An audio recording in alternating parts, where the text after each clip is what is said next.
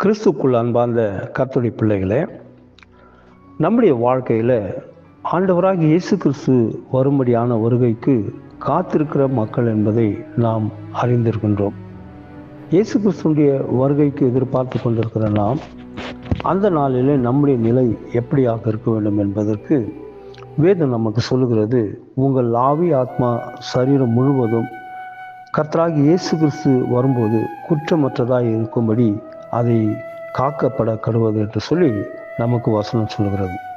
கிறிஸ்து வரும்படியான நாளிலே நம்முடைய ஆவி ஆத்மா சரீரம் குற்றமற்றதாக இருப்பதற்கு அதை காத்து கொள்ள வேண்டிய கடமை நம்மிடத்தில் இருக்கிறது. இந்த உலக வாழ்வில் மிகவும் அது கடினமான ஒரு காரியம்தான். நம்முடைய வாழ்க்கையை நாம் கட்டுப்படுத்தி பரிசுத்தமாகவும் கர்த்தருக்காக தேவனுடைய சித்தம் என்ன என்பதை புரிந்து கொண்டு ஆண்டவருடைய வார்த்தையின்படி நடந்து அதன்படி ஜீவிப்பதற்கு இந்த உலக வாழ்க்கையில் மிகவும் அது கடினமான ஒரு காரியம்.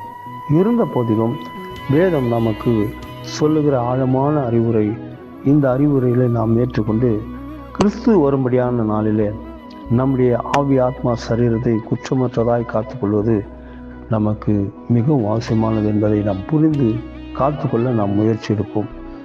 இதற்கு நமக்குள்ளே இருக்கிற ஆவியை நாம் அவிழ்த்து போடாத படிக்கும், தீர்க்க தரிசனங்களை அற்பமாய் எண்ணாதிருக்கும்படிக்கும் எல்லாவற்றையும் சோதித்து பார்த்து நலமானதை பிடித்து கொள்ள நம்முடைய வாழ்க்கையை நாம் ஒப்பு கொடுப்போம். பொல்லாங்காய் இந்த உலகத்தில் என்னென்ன தோன்றுகிறதோ அவைகள் எல்லாவற்றையும் விட்டு விலகுவதற்கு நம்மை அர்ப்பணிப்போம்.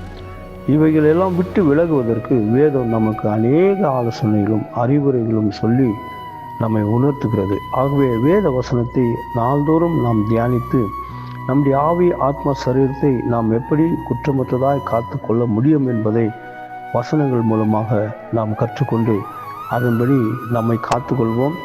காத்துக்கொண்டு கர்த்தருடைய வருகைக்காய் எதிர்நோக்குவோம். ஆண்டவராகிய இயேசு கிறிஸ்து சீக்கிரமாய் வருவார். நம்மை அவருடைய ராஜ்யத்துக்கு நம்மை எடுத்துக்கொண்டு போவார். அதற்கு தகுதியுள்ளவர்களாக இருக்க நம்மை ஒப்பு கொடுப்போம். கர்த்தர் தாமே இந்த வசனங்களை ஆசீர்வதிப்பாராக. கிறிஸ்துவுடைய பணியில் சுவிசேஷ எழுப்புதல் ஊழியத்தின் சார்பாக கர்த்தருடைய தாசன்.